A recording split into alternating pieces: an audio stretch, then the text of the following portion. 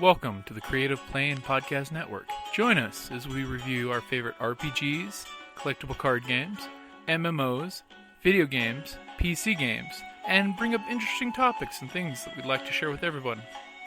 Sit back and enjoy the show.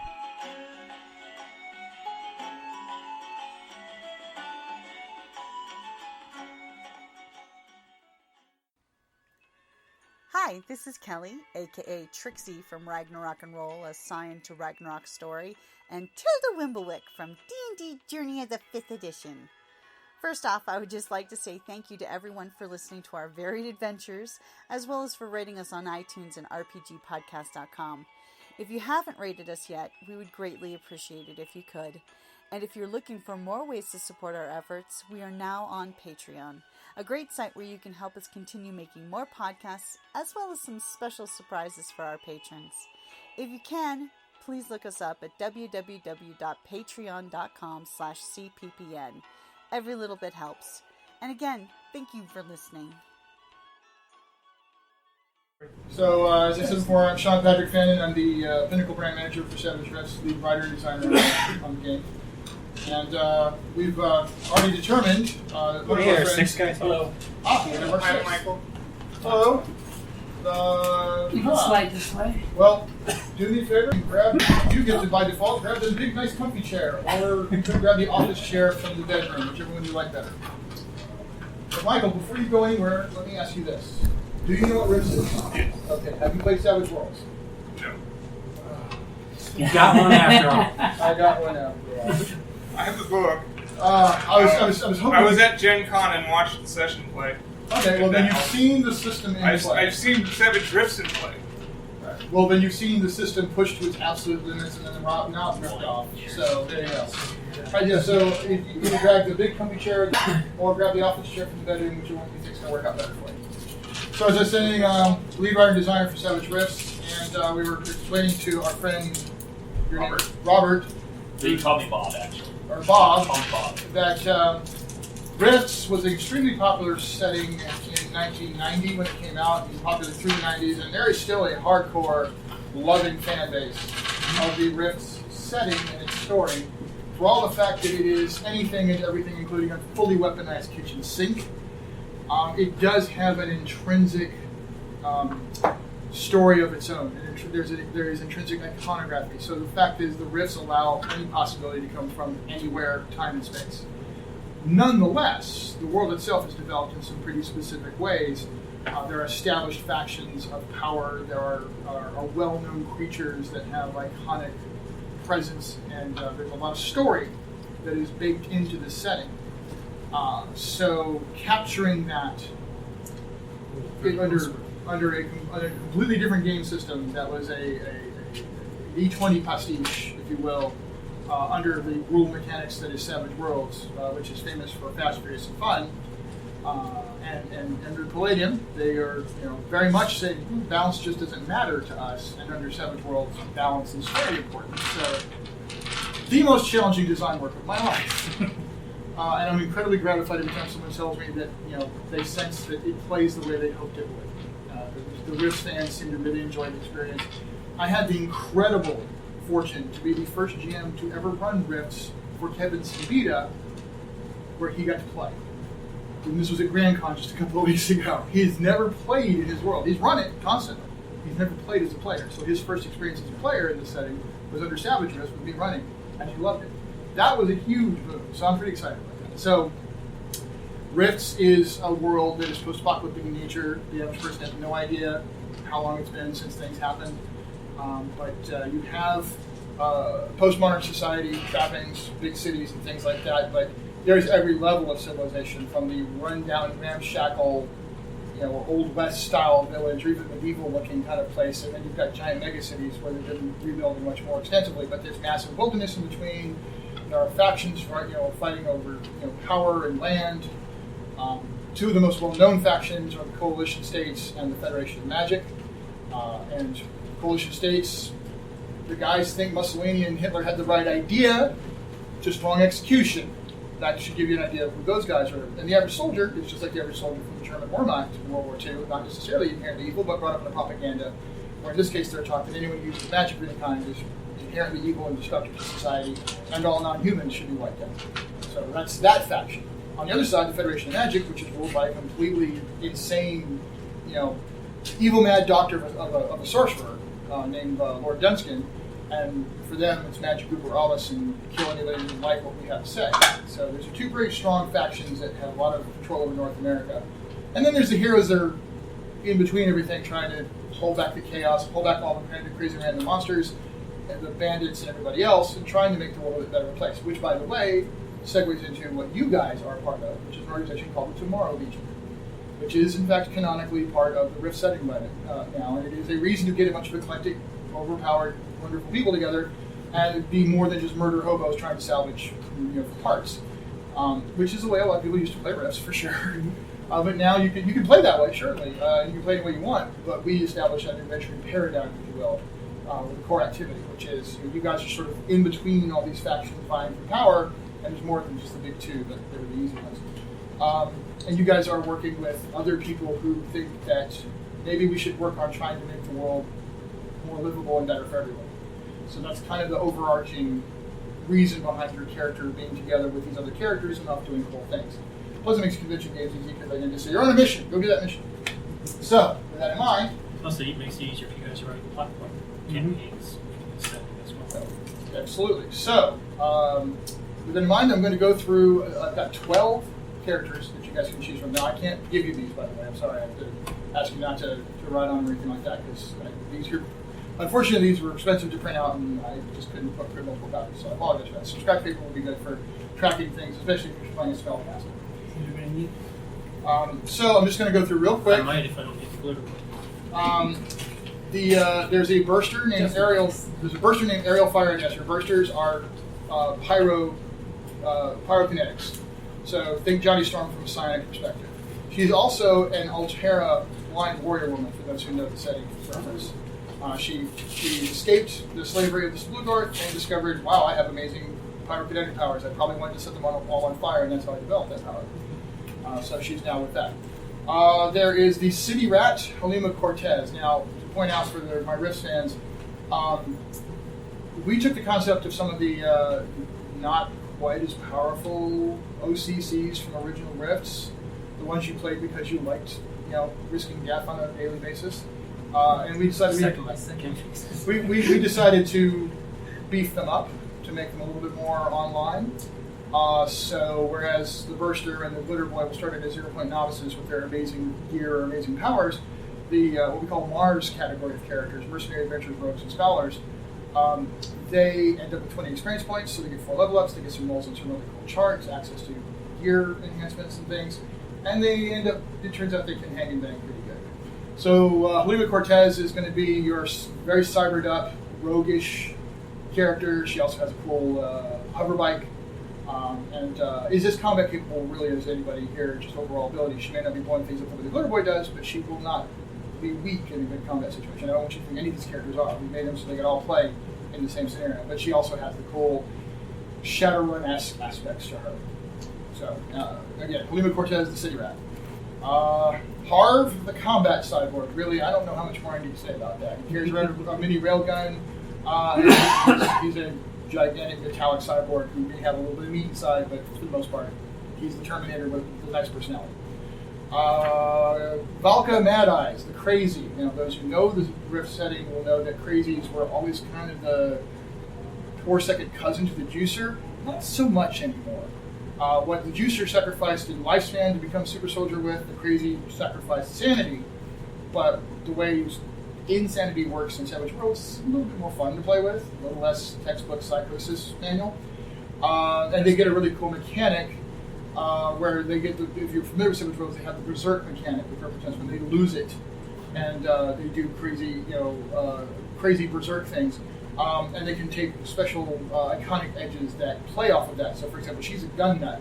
So whereas you normally couldn't use a ranged weapon while berserk, as a crazy with gun nut, you totally can, and get bonuses doing so. By the way, her particular delusion, her particular issue, is she sees the entire world as a Disney Don Bluth-esque animated, present. So everyone she sees is a caricature, or all the innocents she encounters are like anthropomorphic bunnies or other types of people. Her friends are all like over the top Disney like heroes. The villains are completely over the top, Disney style villains and so on. Awesome. She sees the whole world as though she's in a cartoon. That is cool. The Cyber Knight, Lady Serena Aldebrandt, Cyber Knights, and Techno Wizards were two of my favorite from the Rift days, except that they kept dying. So you might think I gave them some love. Cyber Knights are pretty awesome. They have inherent psionic ability, but the psionic ability still comes off as being partly holy. Like it comes from some inner light part of who they are, so they're really good against supernatural evil, but they're also really good against technological stuff. Plus, their cybernetic ability, or their psionic abilities, they have a special ability where they can use it as a free action instead of actually costing an action. And they can like juice up all of their stuff, like instantaneous thing, and so they run into combat with all these crazy, amazing abilities. The Glitter Boy pilot, in this case, a dog boy. So if you're familiar with the Rift setting, yes, this is a dog boy, broke away from the Federation and was trained how to use a Glitter Boy. His name is Noble, and he has a really, really big gun, and to all Glitter Boys. And Wolf. So, that's him. Juicer, Long Walker Sure Shot. And as I mentioned before, the crazies. This guy sacrificed his life. Now, there's an interesting mechanic. If you're not familiar, one of the things that we went out of our way to do was to make some of the iconic aspects of each of these characters more game playable. That's why we did what we did with the Crazy, for example. So we did with a lot of the other stuff that we did. With the Juicers, though, this whole idea that you die at some point within the next 4 or 5 years, which never really came into play for the typical Rift campaign, we said, no, that shouldn't matter. That should be a game playable aspect. So you have this thing called burn. It's a numeric rating. You roll your burn die, which is the thing that you have, and you roll at the beginning of every session. So campaign play is a little bit more meaningful, but it can be meaningful at the table. You roll, and if you roll equal to or higher than your current burn, you are going to die that session, unless you spend permanently a point of that burn, which means you can keep staving it off until you can't anymore. You can also spend burn to do superheroic things. You can actually spend a point of your life essence to add your burn die to any die. So juicers are going to die sooner than most everybody else in almost every case, but how they go out is entirely up to them, and they usually can do some amazing stuff before they go.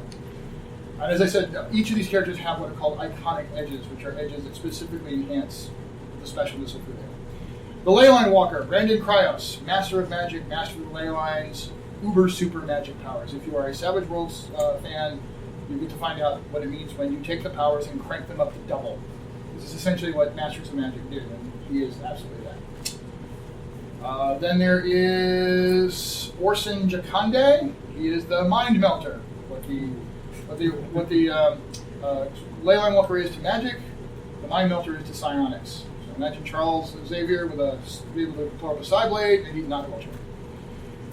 Then there is the Mystic, Kai Sale, who is also what they call the Golden One with the Rin Sriel. So 4 arms, hawk face, big bat wings, can fly, yes. Mystics, I didn't know what to do with Mystics. They weren't particularly, they wasn't enough there. They're half magic, half psychic. So I went with the idea that they are the Mystics, in that they actually channel mystical powers, spiritual power.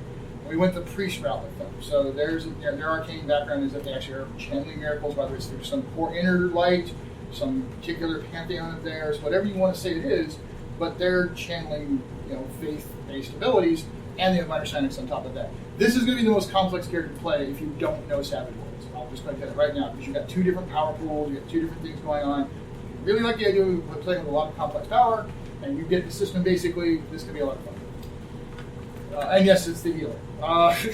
Then there's the operator. Operators are really good with machines and particularly good at driving things. So imagine your high-tech rigger character from Shadowrun, for example. Mayan is also a quick flex, or we actually gave them a racial name called the Quindora. So she's got she's incredibly agile and really great reflexes, and is really, really good with machines. And the ATV look, or the armored car looking thing with the missile launcher, that's the toy you get to play with along with her. So where she isn't driving, she isn't a Glitter Boy pilot, she also has really heavy weapons to play with. And then there's the Techno Wizard, Ulysses Chance, and his middle name is Adventure, Ulysses Adventure Chance. And whereas he doesn't have the uber power of a Leyline Walker or a Mystic, he has incredible flexibility. So if you're familiar with the Deadlands Wasted West Junker mechanic, where they can instantly gadgeteer things with have powers they don't normally have. That's something that Techno Witchers can do. So they have an incredible amount of flexibility, and they're really, really good with machines. All right. So with that in mind, we're going to go a little old school here. Everybody grab me a D12, please. Roll that D12, and we will go order high to low. So anybody get a 12, 11, 10, 9, 8. All right, you get to pick first. Pick the operator. Maina the operator. All right. We all yeah. We're all competing for last. Win. I got 6. I'm dead middle. So there, pass that down to 10, please. All right, that was an 8, 7, 6. Wow. Okay, you want the glitter boy? Yes. All right. We need to all warm up our dice right now. And there's Noble the glitter boy pilot for you. 5, 4, 3. Wow. Okay. Well, what do you want? I'll take Cortez the cigarette. We're lowballing this one. Okay. Here we go. Thank you. Sure thing. 2. Okay. Each of you roll. You go first. Go ahead. I'll take Ulysses. Ulysses the Techno Wizard. Okay. I'm taking the side. And you want Cybertime. Yeah. Okay. It's a good one to start with. Basically, if you can imagine Jedi Paladin, you're in the right headspace with that. Okay. We love someone pointing a gun at them because, well... Interesting, there's nobody playing a crazy aura juicer this one. Oh well. Well, I was debating between either a crazy juicer or Leyline. You have yet to pick. Yeah, I'm number 1. Yeah. Okay, so who are you thinking? Oh man, I'm gonna go Leyline because I Leyline? haven't played one of those in a long time. Okay, and you feel pretty comfortable with the basics of Savage Worlds power system? Yeah, I usually play wizards when I play Okay. Fantasies. So imagine that times 2. Cool. Well, really times 10. But Risk that. PowerPoints and everything is. so you're going to have it's going to be called PPE, which is just we're bought the term straight over from Rift's, but it is PowerPoints. So, now you're going to have two different things here. You have the official published sheet that came out with the archetypes things. But the layout of the stats is not what I consider to be as new player friendly or really player friendly at all. So I went ahead and translated all these characters into the official form fillable Savage Worlds character sheets, so everything's a little bit laid out in a more helpful fashion. So you have the story of the character and the touchstones and some descriptions on that first sheet that has the picture on it. But for gameplay, you're really going to be wanting to focus on the one that has all the lines and the little hexes and things like that. That's going to make things a lot easier for you. So I'm going to give you guys a few moments to be looking over all of that. I go ahead and make sure everybody has their figures. So here is the toy you get to play with as the glitter boy. And if you ever get out of the suit, which during your scenario seems unlikely, but it's possible, that will be the If you want, you can put them on that. Carry let's- multiples. Okay, yeah, I see your point, but then if I'm going to do that, I'll use the tray. So you went, who'd you go with? Ulysses. Yes, the Techno Wizard. What did I do with him? Where'd he go? You got all Oh, technical. there he is. And you went with Maina, so you get that. And you went with the Cyber Knights, so... Uh-oh. Oh, don't tell me that. Did she get pulled out?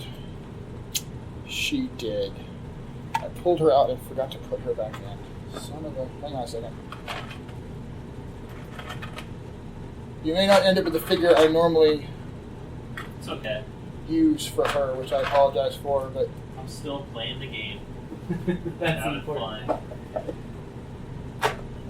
And A lot of fun. I thought I had everybody tucked in here. Alright, we'll have to use her. Doesn't really match the picture, but it's close enough. And you went with Ulysses, or you went with the Leyline Walker. Boom. And That one with the cigarette. Alright, so on and off bike. Okay. Yeah. Alright.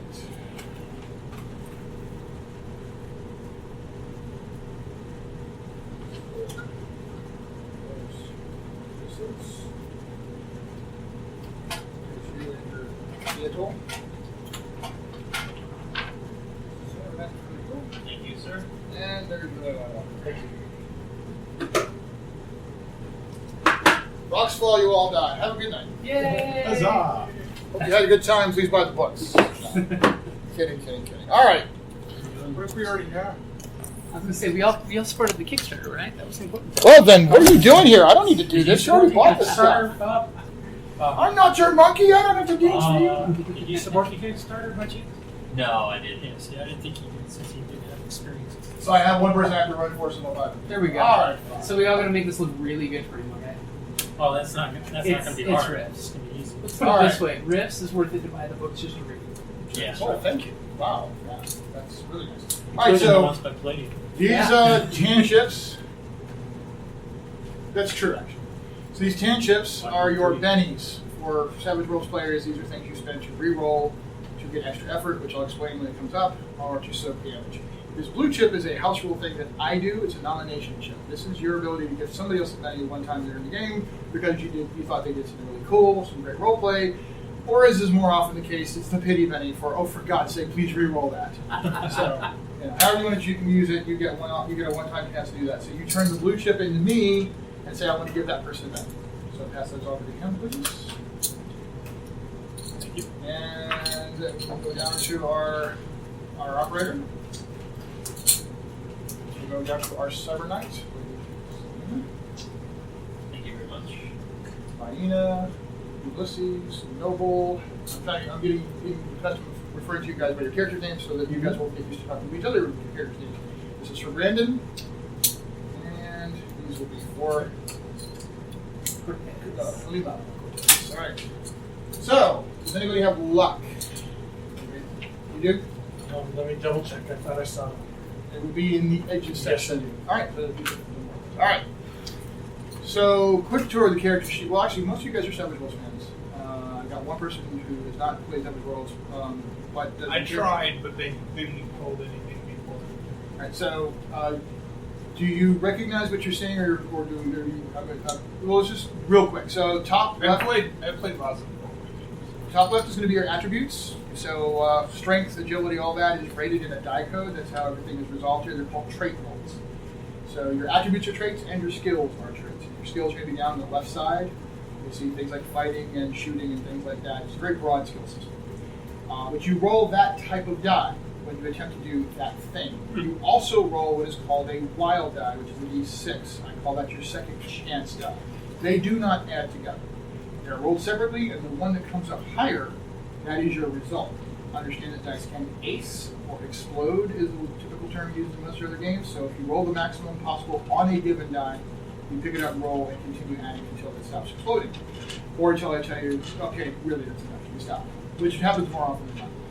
So that's how trait rolls are happening. And again, skills and attributes both work that way. You'll also note listings for things like parry and toughness and pace. When it comes up, I'll explain more in detail, how those come up. But they come down to exactly what you think. Parry is what I need to hit you in melee. Pace is how many squares you can move for free. And toughness is, well, if I hit you, it's going to hurt. But how bad depends on that number. The skills, again, I've already covered. If you look all the way over to the right side of the front of the character sheet, you'll see things where it says edges. These are all kinds of special things that your character has that make them more cool at what they do.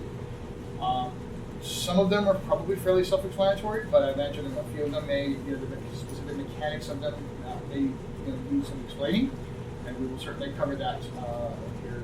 We're going to go around the table, and everybody's going to get a chance to ask questions of the character sheet, so we can cover some of those then. Here at the bottom, your most typical weapons and attacks. Everyone wants to pay attention there because I've worked out, the basics of what you need to know there in terms of range.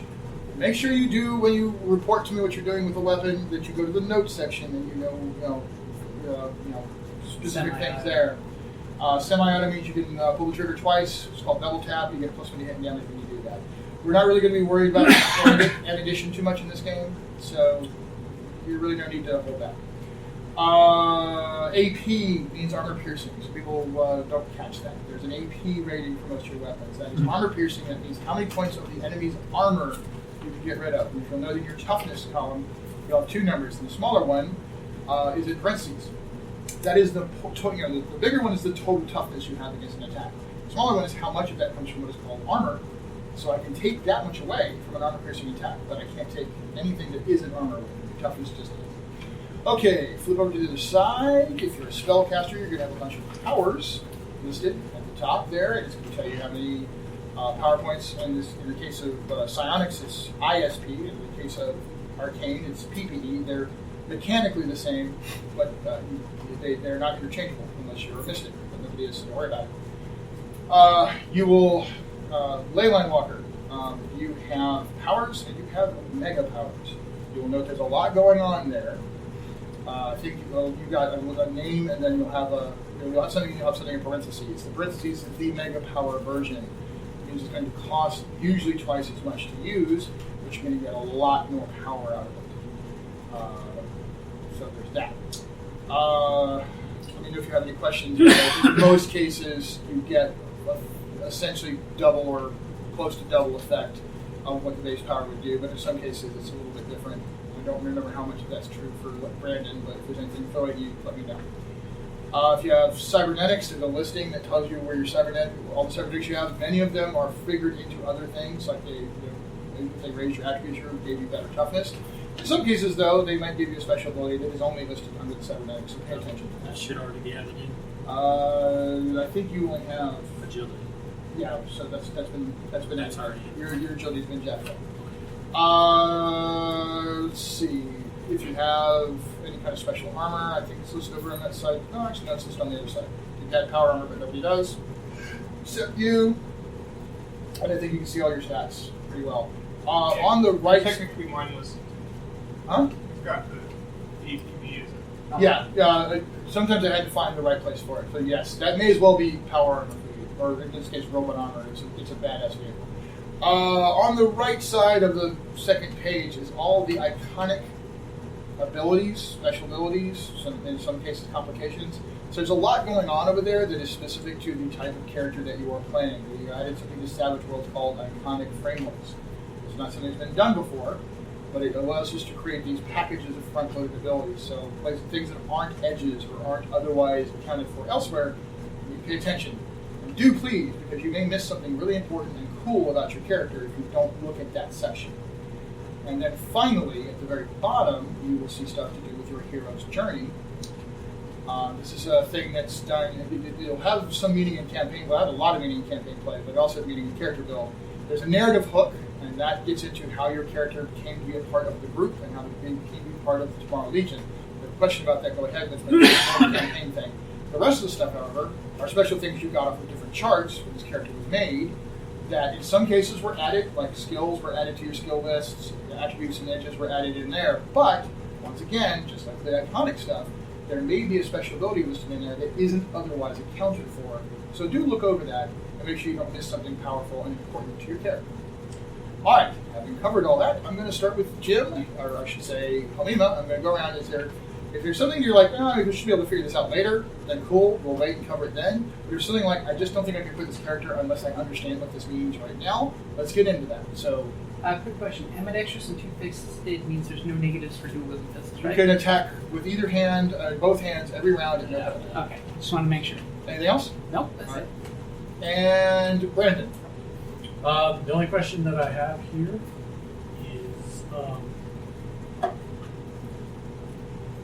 the ley line sense, is that at will for free? Yeah. Okay.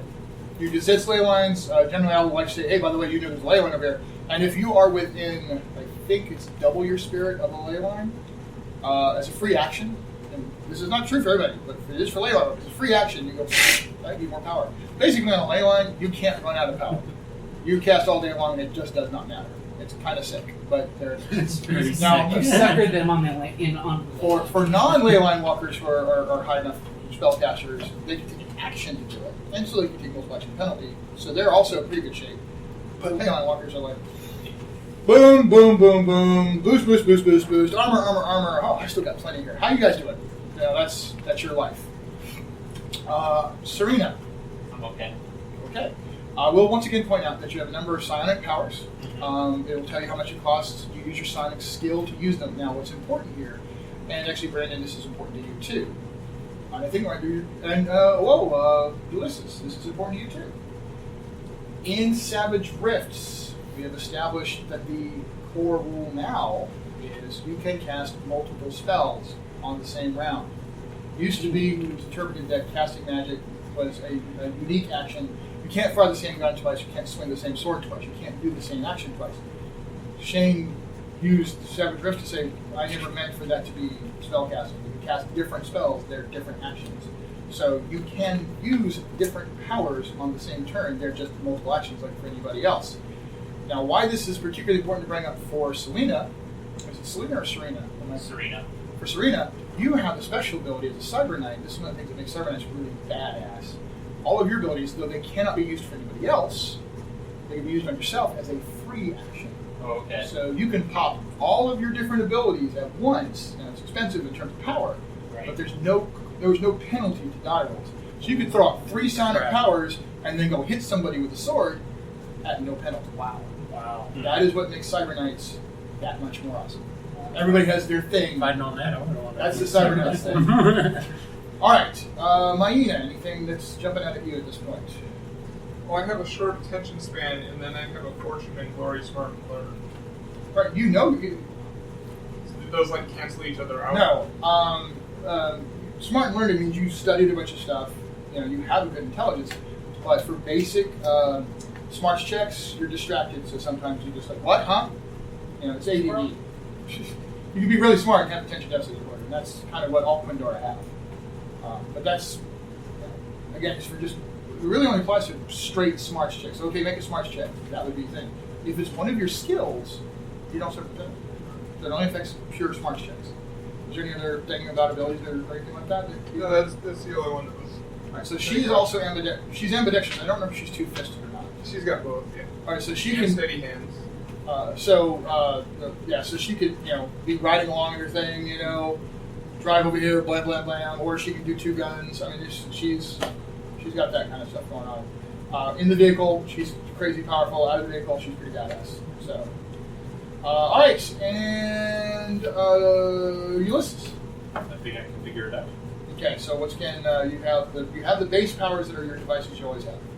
Now, unlike other weird science, it's powered off of your PPE as opposed to having its own stuff. Now, the gadgets you make, if you instantaneously create something, it has its own pool instead of drawing off of yours. So it's a little bit different.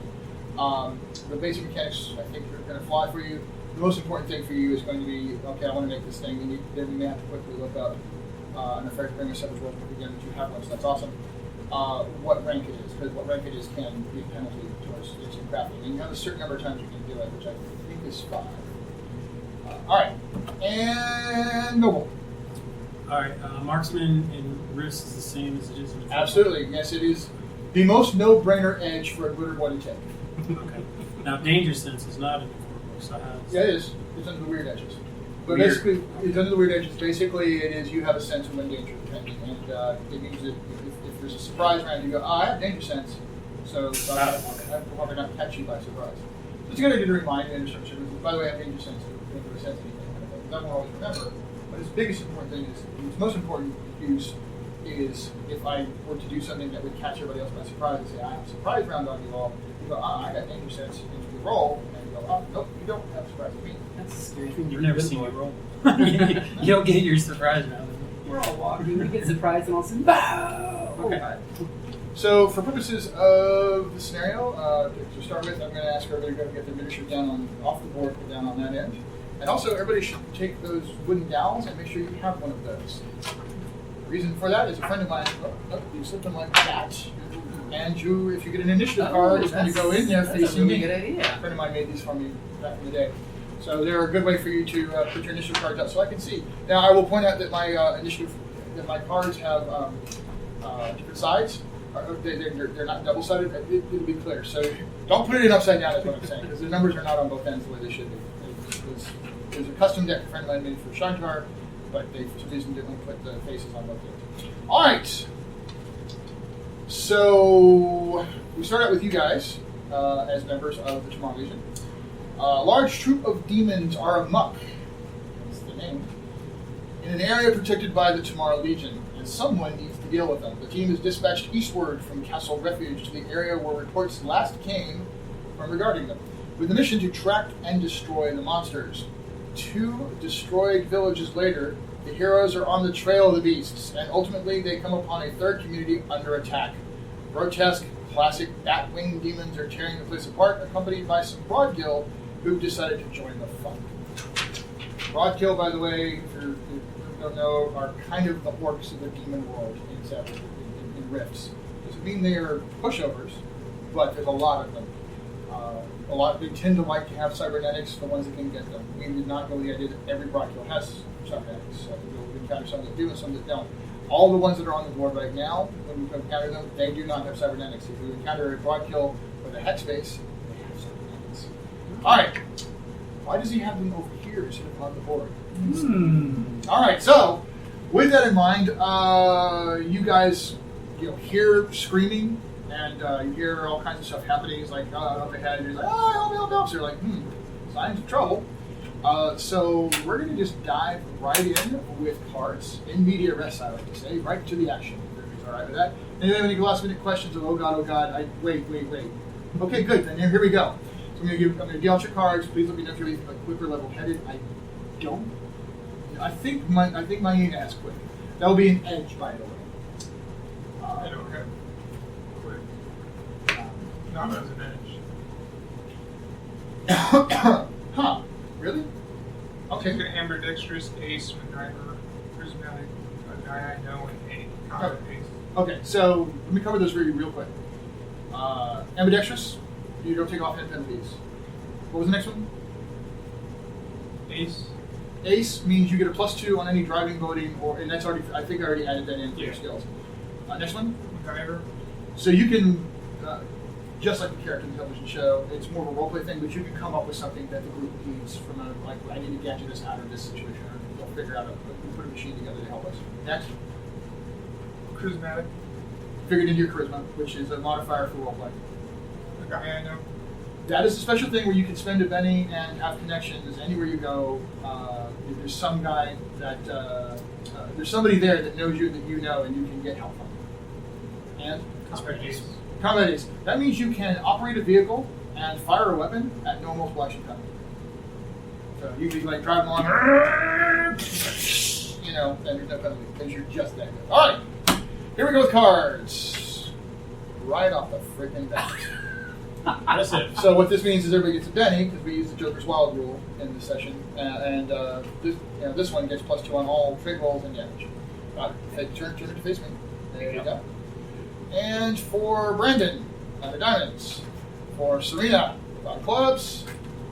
For Maina, 7 of hearts. For Ulysses, 6 of hearts. And for Noble, 3 clubs. Unless you have quick or anything like that. Alright, there you go then. Meanwhile,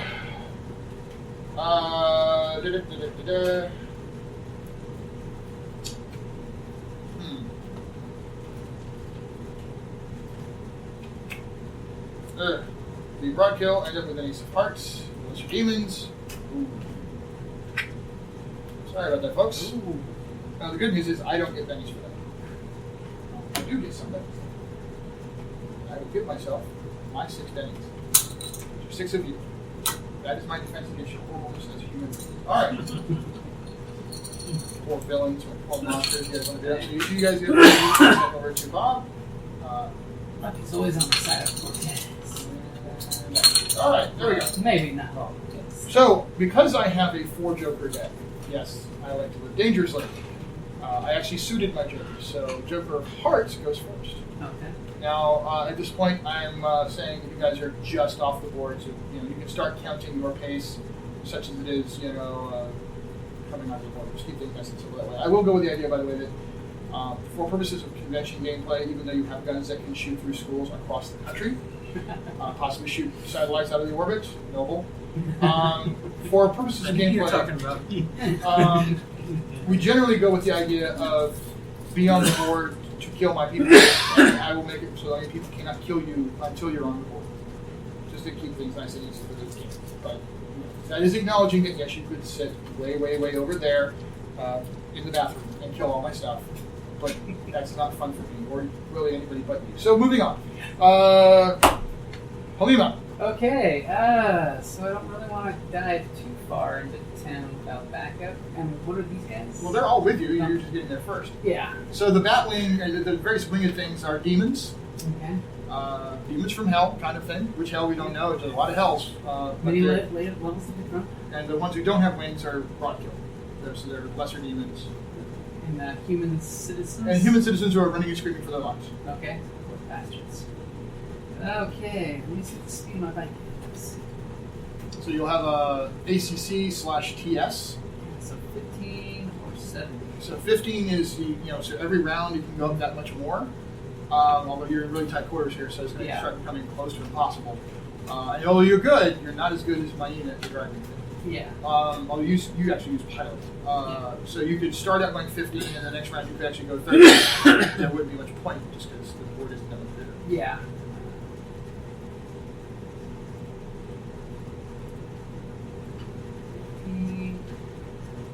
She's gonna be sneaky-ish. Not on a hoverback, she's not. Well. Now, if you want to say you're not on your hoverback. Oh no, I'm goofing on the hoverbike. Okay. Gonna come over here. Captain. Buildings between them and me. Okay. Because I'm all close range stuff, so I don't want to get too close and have them go next. Okay. So, what you tell me is you're going to waste your Joker and not attack. I'd love to, but you back up and give yourself a line of sight. You are a member of the Tomorrow Legion, and people are in trouble, and you are a hero. Is this one up on the roof? Yes. oh, it is. Yeah. Oh, I was thinking it's down below. Then yeah, I want to go ahead and take a pop shot at it. So you go reading by and take a shot? All right, go for it. So as you come swing by, it actually glances over. And what are you using? I'm using one of my Wilkes 237 pistols. Okay. And oh, I'm a D10. Grabs that. What am I doing? Might hurt it more than I use that. Ah, that blew up. Well done. Although really this one doesn't matter because with your Joker index, that's 19. Wow. So if you in range combat, generally Plus use 2. 4 Yeah. Or no, not an attack. guys. Well, actually, I'm +2 to shoot the cybernetic guy. So Yes +2 because the Joker, yes +2 because the 7-8 guy. So you were already doing really well. I was trying to make sure that you already know that so 4 is what you need to hit in range combat, unless there's penalties, which there was some cover penalties, but it doesn't even matter because we can do Roll 10. super awesome. 8 will get you a raise. So 4 better than what you need on a skill roll will get you a raise. Not everything has a raise effect, but most things do. So in this case, you get to roll whatever the normal damage is for the weapon, which is 2d6 plus 1. so you get 2d6 plus 1. You added an additional d6 because you got the raise. Multiple raises do not result in multiple d6s. Okay, so 14. 14 and damage dice do add together, unlike trait dice. So sorry, 15 is plus 1. Did you add your +2 for the Joker? I did not. So 17. 17. So 17 points of damage against the toughness of this monster, which is 15. But however, what is the AP value on the Wilkes? The AP value of the weapon is nothing, unfortunately. Are you sure? Look at Only my vibroblades have AP. You are wrong. 2 Wilkes, AP 4. Oh, I am incorrect. Thank you. Yeah, I always look down at the weapons. And look at the AP. There's an AP Yes, column on AP that. 4. So since he has toughness of 15, 3 of that comes from armor. So you actually knock all 3 of those points off, rocketing down to a 12, and you did, what we said, 17. 17 over, at that point, 12. If I get his toughness, then it's a shaken result. It's like, ow, bell ring. For every 4 over, it is a wound. Now, for extras, which all of the monsters are, it's up, shaken, or down. However,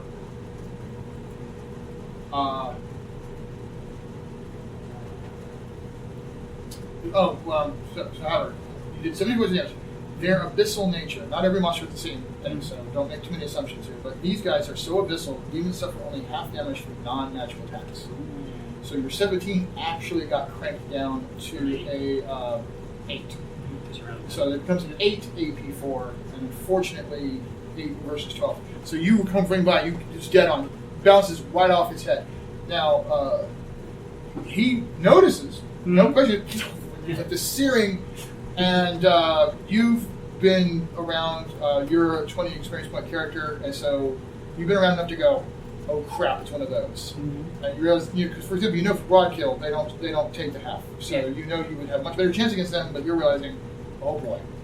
These So- things were birthed in hellfire. Laser Yes. beams, not so tough. Yeah, exactly. That's the problem. You realize that is a job for your Cyber Knight and your Cyber Knight, your Techno Wizard, and especially not especially, but also your Leyline Walker. All right. Now, unfortunately, the lesser demons, of which you shot one, are also on Joker. So your cautiousness is unfortunately not going to pay off for you, as he is going to leap off of that building, flying down to attack you. Now, the other ones are not at this point aware, and they're all just kind of watching the broad kill run around and going, her. So they are all on hold. Now, the way I do this is I just do the one little black marker for anybody that goes on hold, which is an option you have in Savage Worlds. You can choose to go on hold and wait until later, put a little marker on you, and you can interrupt anytime you want. You can try to interrupt somebody else's action. You have to make an agility check. However, the thing with Jokers is, if you go on hold with Joker, you don't have to roll. You can automatically interrupt anytime you want. Alright, so the 3 demons are on what's called Joker hold, which is what I'm putting 2 of those on there. That one is going, and he leaps down to attack Halima. He comes flying in. He's got a fighting D8. He is not a wild card, so I simply roll the D8. I roll 4. What's your parry? My parry is 8. Right. So even with the +2 I got from the Joker, which would make it a 6. I pop out my vibroblades on my gauntlet and block it. So you managed to completely miss. So that happened. And I could, at this point, as a GM, spend a penny to add something called extra effort. I'm using this as a chance to tell you. There's a new, this comes from Shintar, which is a setting I created for Savage Worlds a few years ago, called Extra Effort. And I say I came up with it. Clint Black actually was one of the suggesting this. And so we ported it back over. In addition to using a Benny to re-roll. So I can spend a Benny to re-roll that completely. Or I can spend a Benny to add a die 6. So sometimes, if it's a really, really bad roll, you want to re-roll. But if it's kind of close, you might want to do extra effort. So if I were to spend a Benny, I could add a D6. If I got a 2 or better, I would actually then buy the hit. Once you extra effort, you may not re-roll. And if you re-roll, you may not extra effort. So it's one or the other. You can only extra effort once, and you cannot extra effort damage. And you cannot extra effort bigger checks that deal with damage. We found out it made it impossible to kill anybody. Alright, so there it is. Alright, so the others are on Joker hold, and then unfortunately my Ace of Hearts goes. Luck of the draw. So, unfortunately, what that means is, well, first off, actually, what it does mean is I need to see if these guys make a notice check and are aware that something's going on. Hover cycle screaming down the street. Yeah. So what I'm going to do is I'm going to roll them as a group, so they effectively get a wild die to roll as a group. Well, what do you know? They are definitely aware something's going on. So even though they were chasing these people, I heard the laser fire. 2, 3, 4, 5, 6. Oh, look, so they did hit. This is good. That looks more You fun. successfully pulled them off. Of Yeah, I'm saving the people. Yes. Well, Wasn't your Save the intention. citizen. Wasn't your intention. You were trying to be sneaky, but it worked out for them anyway. Not so necessarily for you. So he comes around looking around. That one comes at you. He's got a big old, nasty looking weapon. He will also make a fighting check against you. He has an 8. He now has gang up bonus. So he gets +1 for gang up bonus. Gang up. And he completely was. Alright, so he did not hit you either. Luck of guys- Cortez. You've got pretty good parries. 8. So you get the impression Hey, we There's- grouped there- them up. they're laughing. They're running at these people and laughing. This guy, They're just bursting meat bags. That's all they are. he's running up and he's like, ah! And he should take a swing at him, but he's not. That guy's only running and screaming. He's like, oh, run, little man, run! Unfortunately, what the whole gag was, was to run them to the more leaderly Firing squad. these guys. They come out. These guys are cybered up, and they actually have high-tech weapons and stuff. So they're same as the other broad kill, but they've got 7 different plants. They've got weaponry, and it's kind of they're like the next caste level up as far as the broad kill is concerned. So the other ones were just running and chasing. It's basically a horrific game that they play. So the broad kill are not particularly well trained on the weapons, so they're shooting. Now here's the funny part. And again, they're kind of dumb. If they roll ones, they're going to hit their own guy. No, but he actually missed the human. The other guy. Uh-oh. He's going to attack. Ow. And then this guy. Get those good rolls out. He's going to take that. So we're just seeing red mist. Yeah. Well, maybe not. I understand. The Rift fans are used to every weapon automatically listing everything that isn't MDC. We didn't do that in the Savage version. We pulled it back from the brink. And again, Kevin was perfectly fine with this. He took a look at it and said, yeah, this looks like a good way to go. The man's very interested in looking at what was and then looking at what is and what can we do. So we went back to the idea that if it walks like a tank and talks like a tank, it's a duck. I mean, tank. And if it looks like it should kill tanks, it does mega damage. If it doesn't look like it should kill tanks, it does not do mega damage.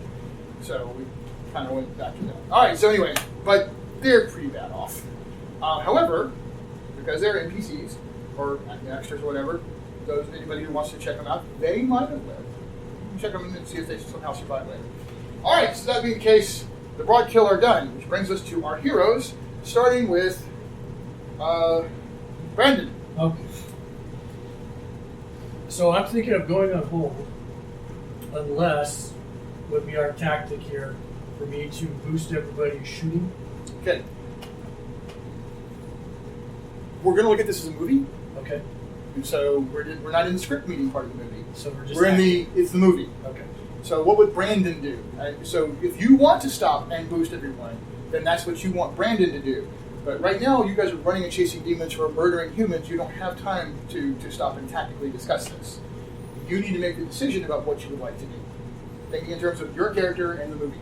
Do I know their characters well enough that I know that that's pretty much all except maybe her main skill? Because if they're mostly melee, I wouldn't. We're all from the same organization. We've been together at least traveling. So, for example, you would know that Serena. This is our third You know that Serena's very fighty. Most everybody else is going to be pretty shooty. Okay. So, if you were going to go that route, boosting everybody's fighting, and even raising, raising fighting means everybody's parry goes up. But that could be helpful for defending. If you're thinking in terms of defensiveness, typically I've watched a lot of people think boosting vigor on Moss is a good move because that means everybody's toughness goes up, and it means their resistance to damage goes up. So that tends to be a favorite tactic. Those are two good ones. It really just depends on what your focus is. But if you're the most defensive thing you can do for the group on Moss, no matter what style of their fighting is raising their vigor. Okay. So I'm going to kind of do some setup stuff then. I kind of want to do my free stuff, like determine where the local ley line is. It's rift. this way, but not very close. Okay. You sense it.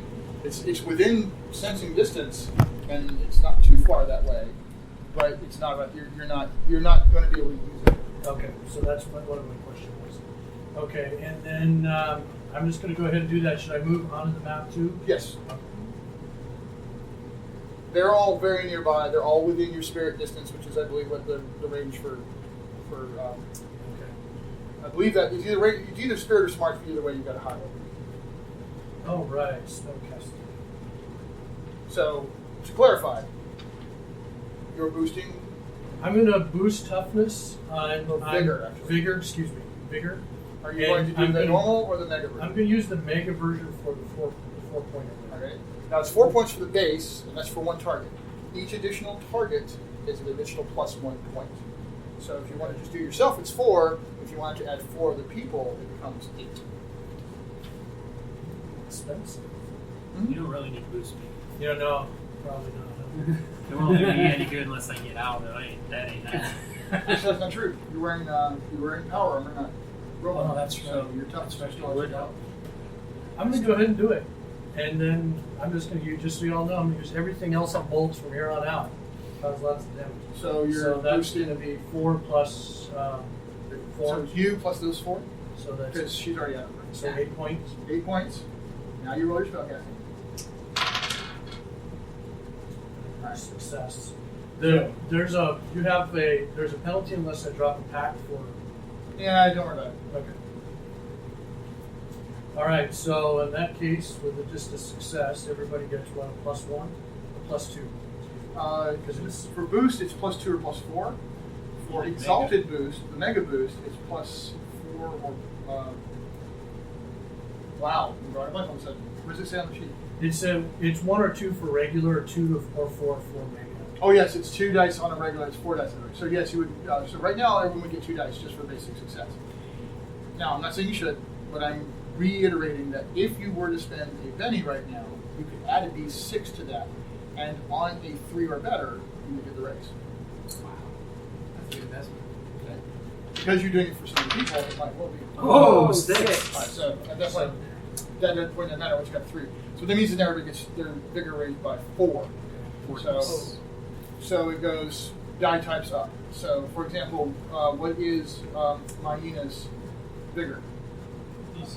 So it goes from 8, 10, 12, and then 12 plus 1. So anything above 12 just becomes pluses. So you temporarily have a vigor of D12 plus 1. It also means that your toughness right now is up by 3.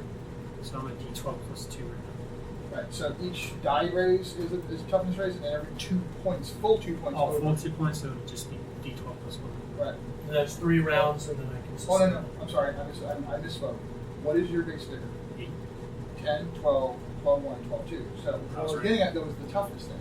8 would raise it to, you are an 8, right? 8 bigger, yeah. So at a 10, your toughness went by 1. At a 12, your toughness went by 1. 12 plus 1, it did not. But 12 plus 2, it did go up with another way. So you get plus 2 your toughness as well. So both these ratings go up by 3? Yes. Well, no, just the toughness rating does. It did not raise your armor, it raised your toughness. Parentheses is the toughness. Prince uses the armor. Oh, that's right, because that was for the AP.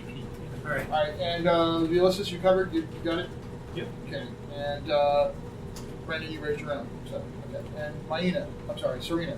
So when I raised mine also. Yes, your vigor was what before? D6. So it went to 8, 10, 12, 12, 1. Okay. So you currently have a vigor of 12 plus 1, Okay. which means when you have to roll some damage, you're going to roll your d12 plus 1 instead of d6. That's a lot better. And for each full die, it was a point added to your base toughness. So where it says toughness, that total number is up by 3. Okay. All right, so that was a big move, and that was and you didn't declare any other actions this round. So that's what you did this round. Okay. You got me. Unless you want to move anywhere further, or if you're good behind the building, which Let's do the cover and see what everybody does. cover's not a bad thing. Give me your card, please. Thank you very much. And now we are at Maina. Guess I gotta die more. Oh, by the way, did anybody else want to say they were in the vehicle? I'm in the vehicle. I figured you are. Or Yes. in my vehicle. You jump in the vehicle sounds and good. deploy. All right, so you'll be in the vehicle. People Makes are sense. in the vehicle. Makes Well, sense one that people is are in at the least. car. Anybody else want to jump in the car? I don't think anybody else can at this point. We're waiting. The Cybernet could be in the vehicle if you want to do Am Is I that able what to the fly Cybernet even can though the jump red out? line is not here? it. You need to be on the way line for it to. Sorry. Just a mere mortal. So you're kind of cruising along. I'm going to go ahead and say you slow down to to confer with everybody. So we're going to just start with you. There was the ACC/TS, just like for that character. So whatever the acceleration is, the number of inches you go this round. By the way, I do believe I see 3 speed bumps in there. The ACCTS Yeah. says 1050. So your acceleration is 10, your top speed is 50. So you go 10 rounds, you go 10 squares the first round, 20 squares the next, 30, 40 until you get to 50, then you go 50 squares around. It gets a lot harder to control once you get that speed on the paddleboard, so you may want to keep it down to something a little less. But where would you like to go and what would you like to do? You have a lot of heavy weapons on that thing. And again, feel free to think as cinematically fast and furious, with an armored car as you want. You're just barreling right down there. I like that. I respect that. All right, what do you want to do? And that's a great place to wrap it up there.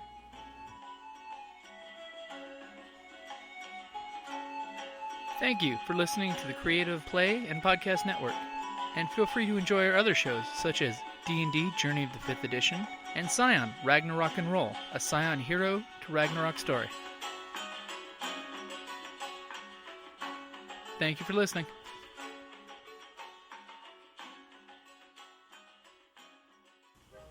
Hey guys, and I'd just like to take a second to thank all of our patrons, the folks who supported us on Kickstarter, and the folks who've given us positive reviews on iTunes. So on iTunes, XO4, thanks man, you've been with us since the very beginning, and we still love getting messages from you, man.